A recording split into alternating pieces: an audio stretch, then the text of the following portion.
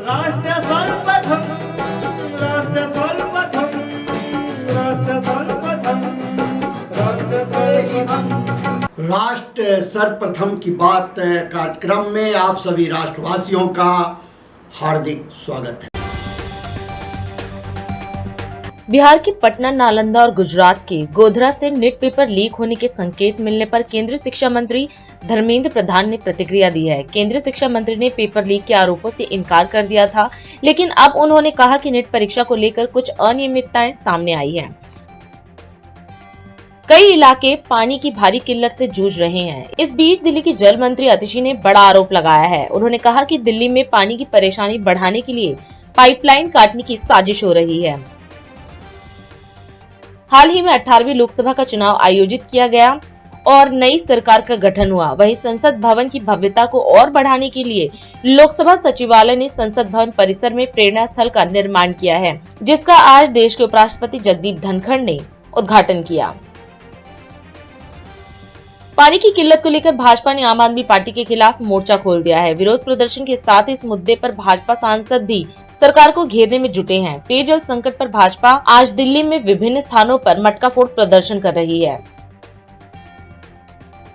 NEET परीक्षा को लेकर विवाद बढ़ता जा रहा है। विपक्षी दल भी इसमें लगातार धांधली का आरोप लगा रहे हैं। अब राज्यसभा सांसद और वरिष्ठ वकील कपिल सिब्बल ने परीक्षा में गड़बड़ी के आरोपों की सुप्रीम कोर्ट की निगरानी में जांच की मांग की है। महाराष्ट्र के नागपुर जिले में एक विस्फोटक निर्माण इकाई में हुए धमाके में घायल आखिरी व्यक्ति की भी मौत हो गई और इसके साथ ही मृतकों की संख्या बढ़कर 9 हो गई है। दुबई जाने वाले एक भारतीय यात्री को सूरत हवाई अड्डे पर केंद्रीय औद्योगिक सुरक्षा बल के कर्मियों ने 2 करोड़ रुपए से अधिक कीमत के कच्चे हीरे छिपाने के आरोप में पकड़ा है। केंद्रीय गृह मंत्री अमित शाह ने जम्मू कश्मीर में हाल में हुए आतंकवादी हमलों के मद्देनजर क्षेत्र की सुरक्षा हालात की समीक्षा की। कांग्रेस अध्यक्ष मल्लिकार्जुन खड़गे और पार्टी के पूर्व अध्यक्ष राहुल गांधी ने उत्तराखंड के रुद्रप्रयाग में हुए सड़क हादसे में 14 लोगों की मौत पर दुख जताया तथा घायलों के जल्दी स्वस्थ होने की कामना की। उत्तर प्रदेश के मुख्यमंत्री योगी आदित्यनाथ ने गंगा दशहरा पर राज्य के लोगों को शुभकामनाएं देते हुए उनके जीवन में सुख, शांति और समृद्धि की कामना की। नई दिल्ली लोकसभा क्षेत्र की सांसद बांसुरी स्वराज चुनाव जीतने के उपरांत लगातार जिस प्रकार सभी क्षेत्र में सक्रिय होकर अपनी उपस्थिति दिखा रही हैं, वह पूर्व केंद्रीय मंत्री रही स्वर्गीय सुषमा स्वराज की याद को ताजा कर रहा है।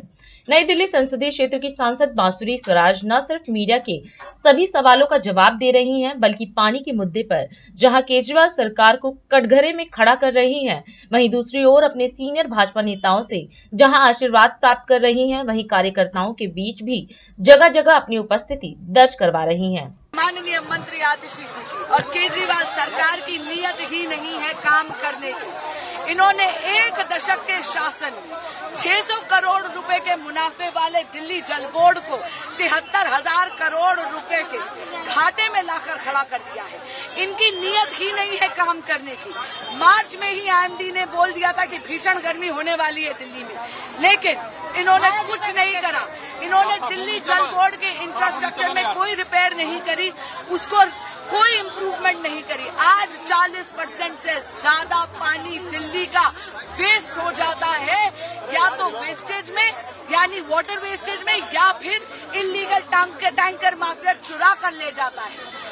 दिल्ली सरकार केवल भ्रष्टाचार में लिप्त है और इलीगल टैंकर माफिया को प्रोत्साहित करता है। मैं पूछना चाहती हूँ, आपकी जब प्रोसेसिंग फैसिलिटी केवल 990 MGD पानी की है, तो आप किस मुंह से ज्यादा पानी मांगते रहते हैं? आप केवल दिल्ली जल बोर्ड के अधिकारियों पे दोषारोपण करते हैं, या फिर आप हरियाणा पे दोषारोपण करते हैं? अभी दूध का दूध और पानी का पानी हो गया सर्वोच्च न्यायालय के सामने।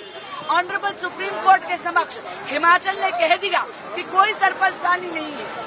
ऑनरेबल सुप्रीम कोर्ट के समक्ष ये बात साबित हो गई कि हरियाणा पर्याप्त पानी छोड़ रहा है।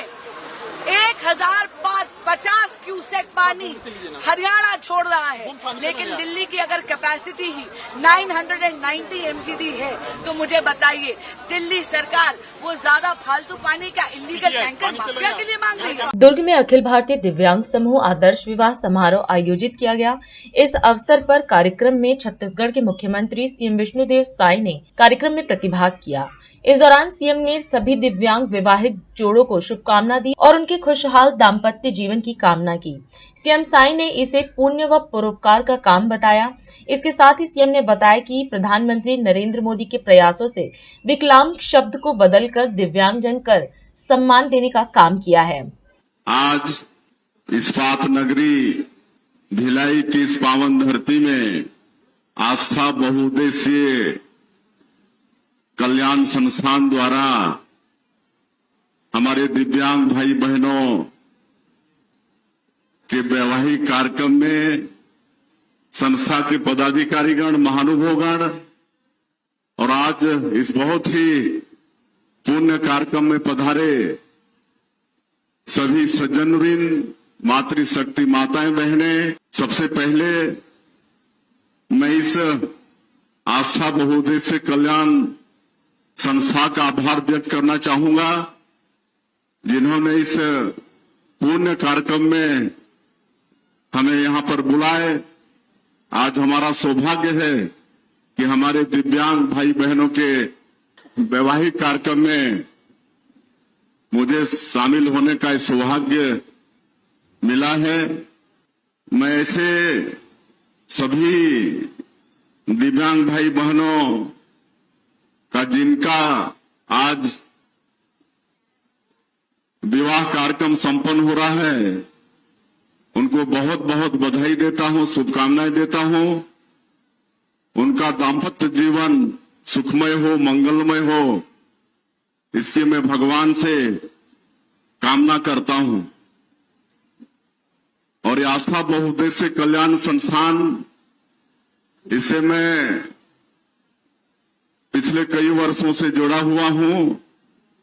इसके जो संस्थापक हैं श्री प्रकाश गेड़ाम जी, इनका कई वर्षों से हमारे यहां आना जाना होता रहा है और हम धन्यवाद देना चाहेंगे ऐसे प्रकाश गेड़ाम की सोच कि ऐसी संस्था का गठन किए हैं जो दिव्यांगजन हैं उनको प्रोत्साहित करने का काम, रक्तदान करने का काम और भी कई तरह के भलाई का काम, नेत्रदान का काम और मानव अंग दान करने के लिए लोगों को प्रोत्साहित करते हैं। ऐसे इस संस्था के साथ हमारी बहुत बहुत शुभकामनाएं हैं। दिनों दिन ये संस्था आगे विकास करते रहे और ये पुण्य का काम करते रहे। ये परोपकार का काम है और कहा गया है कि परहित सरिस धर्म नहीं भाई, परोपकार से बड़ा कोई धर्म नहीं है। और ऐसा काम हमारा ये आस्था बहुउद्देशीय कल्याण संस्थान कर रहा है। इनके जितने भी पदाधिकारी सदस्य हैं, सबको हम बहुत बहुत बधाई और शुभकामनाएं देते हैं। बहुत पुण्य के काम में लगे हैं और हमारे जो दिव्यांग भाई बहन है, आप सबको मालूम है कि पहले हमारे जो दिव्यांगों को विकलांग कहा जाता था, विकलांग, लेकिन हमारे देश के जो यशस्वी प्रधानमंत्री हैं श्री नरेंद्र मोदी जी, जो लगातार तीसरी बार प्रधानमंत्री का दायित्व संभाले हैं, उन्होंने इस विकलांग शब्द के जगह पर दिव्यांगजन कहकर उनको एक सम्मान देने का काम हमारे देश के यशस्वी प्रधानमंत्री जी ने किया है। उनका भी बहुत बहुत धन्यवाद। और मैं ज्यादा कुछ नहीं कहते हुए फिर से एक बार जितने भी हमारे दिव्यांग भाई बहनों का वैवाहिक कार्यक्रम यहाँ पर संपन्न हो रहा है, जो दाम्पत्य जीवन में जुड़ रहे हैं, उनको बहुत बहुत बधाई, शुभकामनाएं, उनके उज्जवल भविष्य की कामना, उनके दाम्पत्य जीवन मंगलमय हो, सुखमय हो और इस पुण्य काम में आप लोगों के बीच हमको आने का सौभाग्य मिला। इसके लिए आस्था बहुउद्देश्य कल्याण संस्थान का मैं बहुत बहुत आभार व्यक्त करते हुए अपनी बात समाप्त करता हूं। आप सभी लोगों को बहुत बहुत धन्यवाद। राजस्थान के मुख्यमंत्री भजनलाल शर्मा ने आशापुरा माता धाम ब्यावर में आयोजित सम्राट पृथ्वीराज चौहान जयंती समारोह में प्रतिभाग किया। इस दौरान कार्यक्रम को संबोधित करते हुए सीएम ने सामूहिक विवाह परिणय सूत्र में बंधे नव दंपतियों को भावी जीवन की हार्दिक शुभकामना दी। वहीं जनता को सरकार की ऐतिहासिक उपलब्धियों एवं विभिन्न लोक कल्याणकारी योजनाओं के बारे में अवगत कराया। आशापुरा धाम में विराजी आशापुरी माता को मैं सबसे पहले नमन करता हूँ।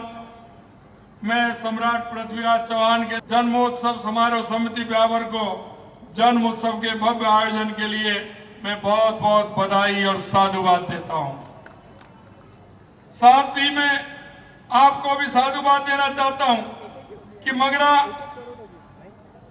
मेरवाड़ा क्षेत्र में सनातन संस्कारों को सुदृढ़ करने के लिए ब्यावर सेवा परियोजना विगत 44 वर्षों से सम्राट पृथ्वीराज चौहान के जन्म उत्सव को हर्षोल्लास के साथ उनके जन्म उत्सव को पखवाड़े के रूप में मनाती आ रही है। इस वर्ष सीता महराज हिंदू महासभा का द्वारा सामूहिक विवाह सम्मेलन के लिए भी मैं आपको बहुत बहुत बधाई देता हूं। हम भी एक बार सोचे, हम इस देश के नागरिक हैं, हम नागरिकता का भान अपने आप में करें।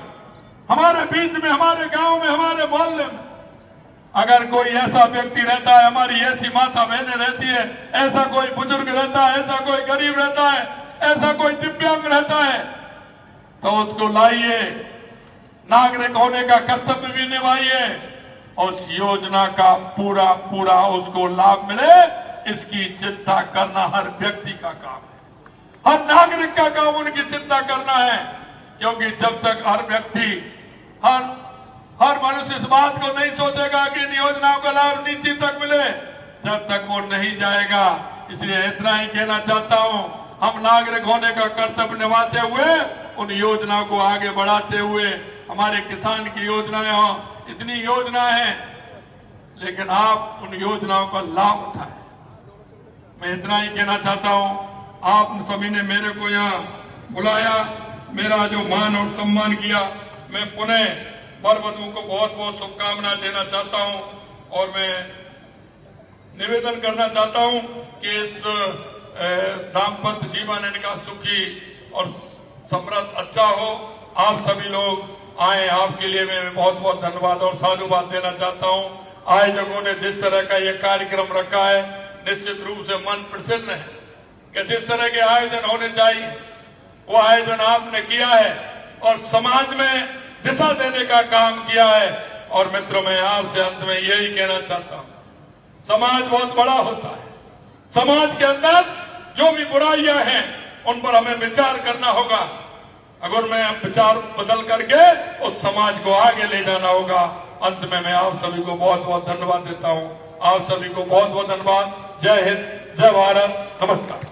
भंवरसला तालाब इंदौर में जल गंगा संवर्धन अभियान के अंतर्गत श्रमदान कार्यक्रम आयोजित किया गया। इस दौरान मध्य प्रदेश के मुख्यमंत्री डॉक्टर मोहन यादव ने जल गंगा संवर्धन अभियान के अंतर्गत श्रमदान किया। वहीं इस अवसर पर अपने संबोधन में सीएम यादव ने कहा कि जल ही जीवन है। इसके साथ ही 5 जून से शुरू होकर 16 जून तक पूरे प्रदेश में चले जल गंगा संवर्धन अभियान में सहभागिता करने वाले सभी लोगों का आभार व्यक्त किया और कहा कि मध्य प्रदेश सरकार द्वारा जल स्रोतों के संरक्षण व संवर्धन का कार्य लगातार चलता रहेगा। जल गंगा संवर्धन अभियान के आज के इस कार्यक्रम में भंवरसला तालाब पर जलदान कार्यक्रम में एक अनूठा कार्यक्रम हुआ और आज का दिन और पवित्र है जब गंगा दशमी का मौका मिलता। बोलो गंगा मैया की। 2 कारण और भी है आज फादर्स डे, अर्थात दुनिया के लोग भारत के अलावा ये अपने एक अलग प्रकार की जिंदगी जीते हैं जिसको वो मानते कि यही मानव संस्कृति। अब मानव संस्कृति के माध्यम से वो एक दिन मदर्स डे, एक दिन फादर्स डे, ऐसे अलग अलग एक दिन सबको समर्पित कर देते हैं। तो हमारे लिए उनका अपना एक तरीका हो सकता है, लेकिन कोई बात नहीं, ये हमारी संस्कृति है, हम तो अपने भगवान के बाद भगवान के बराबर किसी को मानते तो माता पिता को मानते हैं। ये हमारी संस्कृति है, इसलिए हमारे कहा गया मातृ देवो भव पितृ देवो भव। मां अहिल्या की देवी के इस स्थान पर 300 साल हुए अहिल्या माता के, लेकिन अहिल्या माता के जीवन काल का प्रत्येक दिन उन्होंने तो हम सबको मालूम है कि महादेव की प्रतिमा हाथ में लेकर के प्रत्येक राज आज्ञा भी जारी की तो भगवान शंकर को लेकर के भगवान महादेव को लेकर समर्पित की। और महादेव ने भी अपना जीवन का जो स्वरूप बनाया उस स्वरूप में गंगा माता को सिर पे धारण करके जल की महत्ता दुनिया के सामने स्थापित करके बताई कि जल का क्या महत्व है।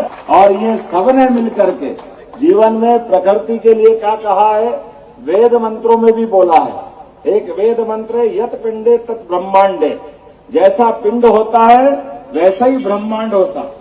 जो ये चराचर जगत में है वो सब कुछ अपने शरीर के अंदर है।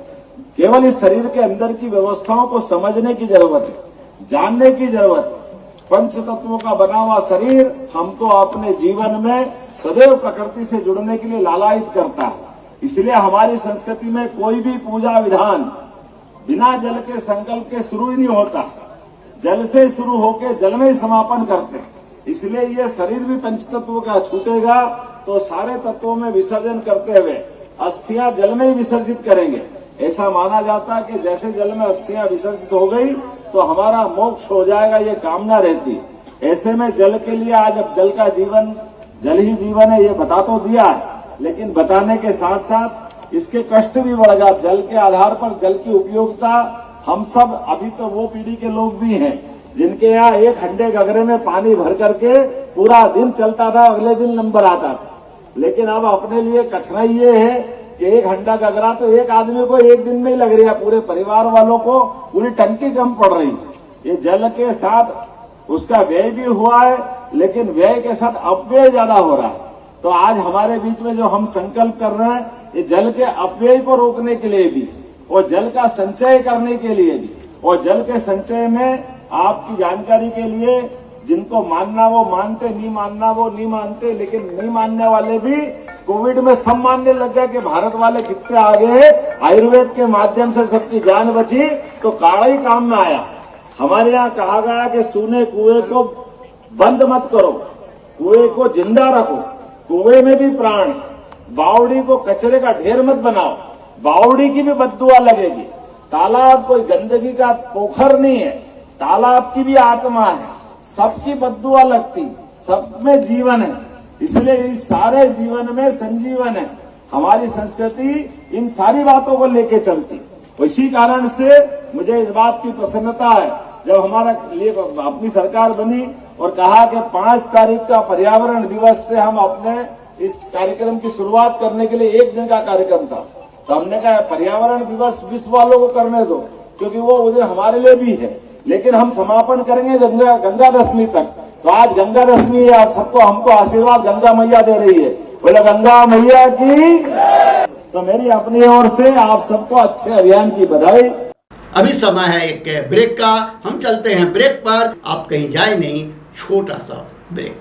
Powered by Kamal Buildtech Private Limited, fulfilling promises. With our professional team and experience of delivering projects, in past we guarantee you peace of mind and top quality work in an affordable price.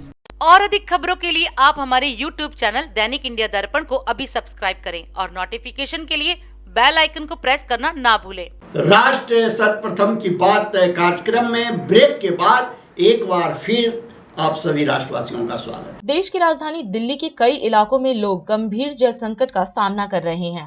इसको लेकर दिल्ली में सियासी दलों के बीच घमासान भी मचा हुआ है। इसी कड़ी में समस्या का समाधान निकालने के लिए आम आदमी पार्टी के नेताओं का एक प्रतिनिधिमंडल केंद्रीय जल शक्ति मंत्री से मिलने उनके आवास पर पहुंचे, लेकिन केंद्रीय मंत्री CR पाटिल के अपने आवास पर न होने की वजह से आप नेता दिलीप पांडे सहित अन्य नेताओं की उनसे मुलाकात नहीं हो पाई। जिसके बाद आप नेता ने मीडिया को संबोधित करते हुए कहा कि दिल्ली में जल संकट गंभीर रूप ले रहा है। यमुना का स्तर लगातार घटने से पानी की आपूर्ति नहीं हो पा रही है।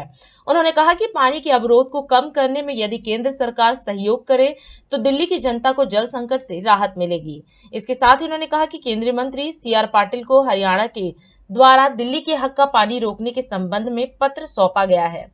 दिल्ली के अंदर जो जल संकट है इस भीषण गर्मी के अंदर, वो दिन प्रतिदिन नहीं हर क्षण जो है गंभीर रूप ले रहा है। दिल्ली के अंदर यमुना में पानी का स्तर नीचे जाने की वजह से पानी का प्रोडक्शन कम है, जिसकी वजह से पानी की आपूर्ति कम हो पा रही है। इस गर्मी के अंदर जल ही जीवन है और जल का संकट यानी जीवन का संकट। हमने कल केंद्र की सरकार के जो जल शक्ति मंत्री महोदय हैं CR पाटिल साहब, उनको पत्र लिखा, उन्हें ईमेल किया। उनके जितने भी पब्लिक डोमेन पे और व्यक्तिगत स्रोतों से जो नंबर मिल सकते थे उन नंबरों पे हमने SMS भी किया, WhatsApp भी किया और उन्हें बताया कि दिल्ली के अंदर जो जल का संकट है वो आपके थोड़े से कोऑर्डिनेशन से रिजॉल्व हो सकता है। दिल्ली के लोग हैरान परेशान हैं पानी की कमी की वजह से। ऊपर हिमाचल प्रदेश की सरकार पानी देने को तैयार है, लेकिन बीच में जो इंटर स्टेट कोऑर्डिनेशन है वो किसी को करना पड़ेगा। आप केंद्र की सरकार में जिम्मेदार व्यक्ति हैं, आप मंत्री हैं इस विभाग के, आपसे अपेक्षा है, आपसे उम्मीद है कि आप अभिभावक की भूमिका निभाते हुए, बड़े भाई की भूमिका निभाते हुए जो इंटर स्टेट कोऑर्डिनेशन है वो अगर कर दें तो दिल्ली के 2 करोड़ लोगों को इस भीषण गर्मी में पानी मिल जाएगा, उनकी जान हल्कान होने से बच जाएगी। आप देखिए इसके फोटोज़ और वीडियोज़ उपलब्ध हैं। मुनक कैनाल से जो पानी के माफिया हैं वो पानी की पाइप लगा के पानी चुरा रहे हैं। इधर बुराड़ी के पास हिरणकी है, दूसरी तरफ यूपी का गांव पचारा पड़ता है। आप वहां पे जाके देखिए, हमारे पास फ़ोटोज़ हैं, वीडियोज़ हैं। वहां पे जो सैंड माफिया है वो बांध बना के पानी की जलधारा को, यमुना की जलधारा को रोक रहा है और सैंड की माइनिंग कर रहा है। उत्तर प्रदेश की पुलिस की तरफ से कुछ भी नहीं किया जा रहा है। तो ये ऐसे छोटे छोटे अवरोध हैं जिसमें केंद्र की सरकार का ज़रा सा सहयोग मिल जाएगा अगर, तो दिल्ली के लोगों को इस भीषण गर्मी में जल संकट से राहत मिल जाएगी। दिल्ली की सरकार के मंत्री आतिशी जी, दिल्ली की सरकार के विधायक सभी ग्राउंड पे है। दिल्ली की सरकार का जो सरकारी महकमा है वो भी ग्राउंड पे है। DM, SDM सभी लगातार जो है ये इंश्योर करने की कोशिश कर रहे हैं कि किसी भी कीमत पे पानी की वेस्टेज ना हो, पानी की लीकेज ना हो। ऐसे में हम यहाँ पे CR पाटिल साहब के निवास स्थान पे इस उम्मीद के साथ आए थे कि हमारी बात सुन ली जाएगी। हमें पता चला मंत्री महोदय नहीं है, उनकी अपनी व्यस्तताएं हो सकती हैं, लेकिन दिल्ली की जनता की बात कहेगा कौन? हम ही कहेंगे। हम दिल्ली की जनता के प्रतिनिधि हैं। उसी भाव, उसी उम्मीद से हम सिर्फ अपनी बात रखने, दिल्ली की जनता की पीड़ा कहने के लिए यहाँ उपस्थित थे। हमने ऑलरेडी अपनी ओर से एक चिट्ठी इनके निवास स्थान पर रिसीव करवा दी है। उसकी कॉपी लेके हम सब आपके सामने यहाँ पे इकट्ठा है। आपके ज़रिए भी उन तक ये बात पहुँच जाए और उनकी ओर से अगर थोड़ा सा भी कम्युनिकेशन हो जाए, कोऑर्डिनेशन हो जाए, तो दिल्ली के करोड़ों लोगों को इस भीषण गर्मी में पानी के संकट से राहत मिल जाएगी। हम उम्मीद करते हैं। नहीं हो पाई। हमने यहाँ के पुलिस प्रशासन से बात करी, उन्होंने सूचित किया कि घर पे कोई है नहीं। हालांकि कल हमने लेटर रिसीव करवाया था, घर पे जो भी था उसने लेटर रिसीव करके साइन करके हमने रिसीविंग दी थी हमें। लेकिन अब अगर ऐसा है कि कोई भी नहीं है या ऐसा भी है कि कोई आना नहीं चाहता, तो हम आग्रहपूर्वक आपके ज़रिए उन तक ये बात पहुँचाना चाहेंगे कि हम सभी ने निवेदन करने आए हैं। हम बहुत धनात्मक भाव के साथ आपके बीच उपस्थित हुए, आपके दरवाजे पर उपस्थित हुए हैं कि आप दिल्ली की जनता का दर्द समझेंगे।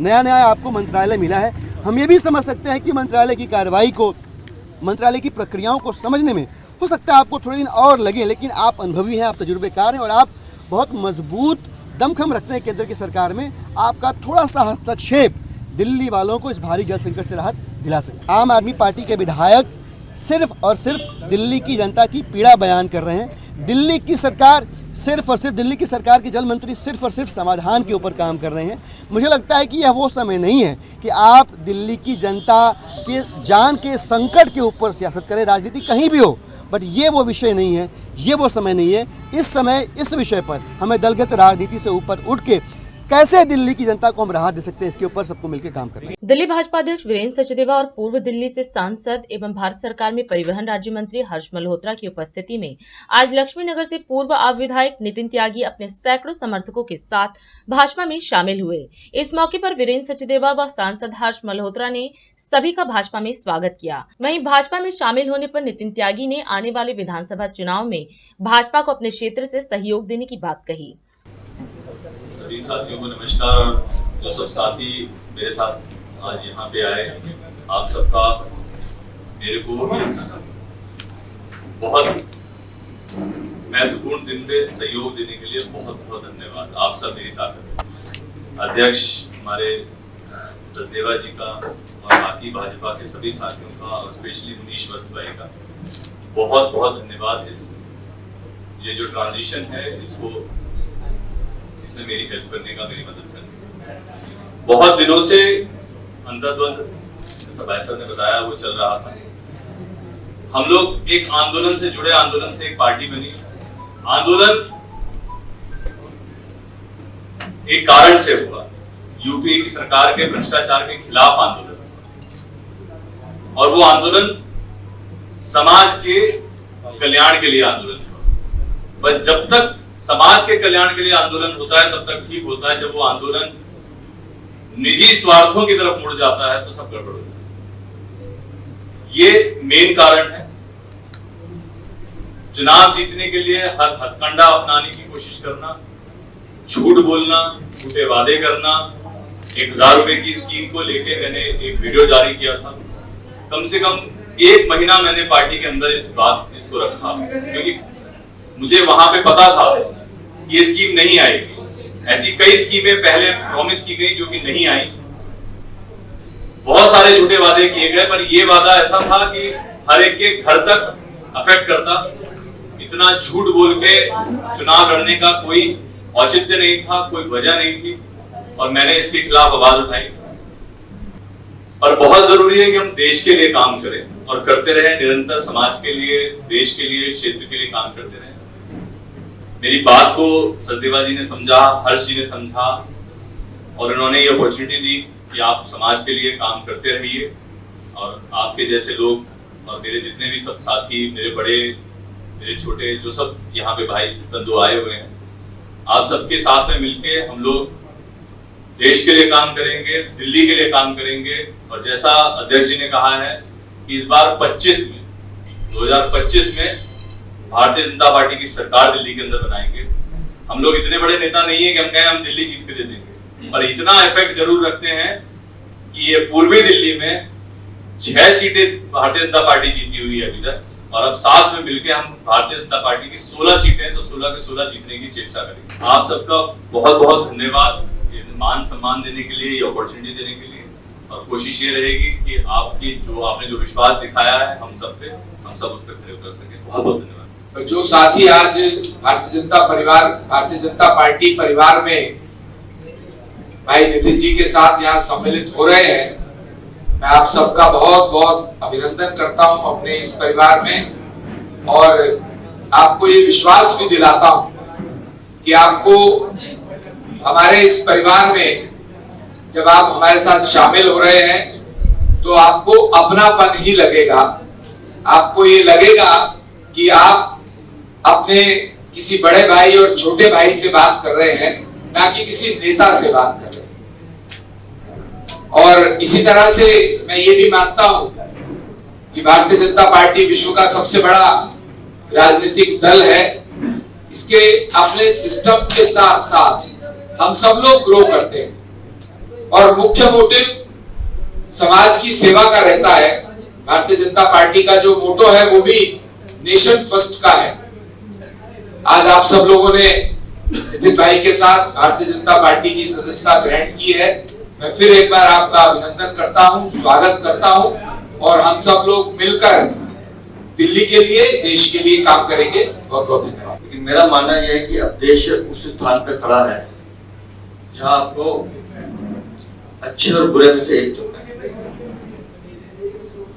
एक व्यक्ति वो जो पूरे विश्व में भारत की प्रतिष्ठा को स्थापित करने में लगा।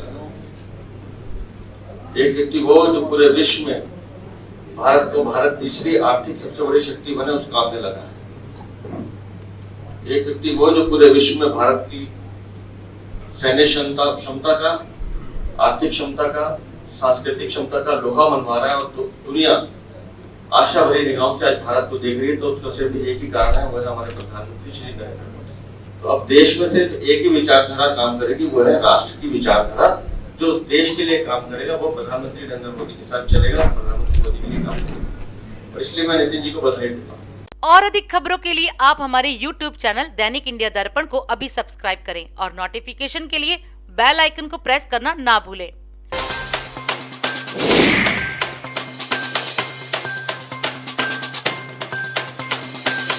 आज हम इस कार्यक्रम में आपसे विदा लेते हैं। आप अन्य खबरों के लिए बने रहे। राष्ट्र सर्वप्रथम, वंदे मातरम, जाग उठा है भारत। राष्ट्र सर्वप्रथम, राष्ट्र सर्वप्रथम, राष्ट्र सर्वप्रथम, राष्ट्र सर्वप्रथम।